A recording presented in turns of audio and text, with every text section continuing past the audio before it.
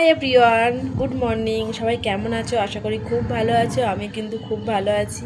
তৃষ্ণা happy লাইফে সবাইকে welcome.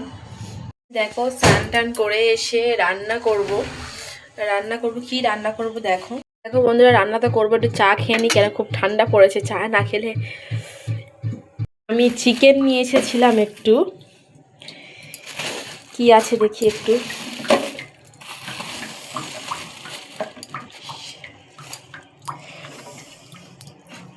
দেখো, অল্প করে মাংস নিয়ে এসেছিলাম, গেছিলাম নিচে আমি। সবার প্রিয় জিনিস মুরগির পা। কে কে খেতে ভালোবাসে একটু কমেন্টে জানিও। আমরা তো সবাই খেতে ভালোবাসি, আমি খেতে ভালোবাসি, আমার মেয়ে খেতে ভালোবাসে, সবাই খেতে ভালোবাসে। আর এখানে আছে গিলে। ও এখানে মা করে গেছিলো চচ্চড়ি আর ভাতটা, আমি শুধু মাংসটা করব। মাংসটা আমি নিচ থেকে নিয়ে এসেছিলাম, নিয়ে এসে আমি রান্না করবো বলেছিলাম, ওই জন্য মা করেনি। যে কড়াটায় চচ্চড়ি ছিল ওটা মানে ধুয়ে নিয়ে মুরগির যে পাটা আছে ওটা ছাড়াতে হবে, না ছাড়ালে তো হবে না, ওটা ছাড়াতে হবে। তাই একটু গরম জল করে ওটা ছাড়িয়ে নিলাম, নিয়ে এপারে আমি আলু পেঁয়াজ যা যা কাটা সেটা কেটে নেব। আর এইপারে একজন আছে মানে মেয়ে, ও বলছে আমি কাটবো, আমাকে দাও। আমি বলছি বটিতে ধার আছে, তুমি কাটবে।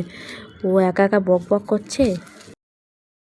এবারে আমার কাটাকুটি কমপ্লিট হয়ে গেল, ওপারে মাংসটা বসিয়ে দেবো। ওপারে মাংসটা ধুয়ে আমি পাগুলো ছাড়িয়ে পায়ের নখগুলো সব পরিষ্কার করে রেখে দিয়ে এসেছি। এবার গিয়ে এখানে কাটাকুটি হয়ে গেলে রান্না করব।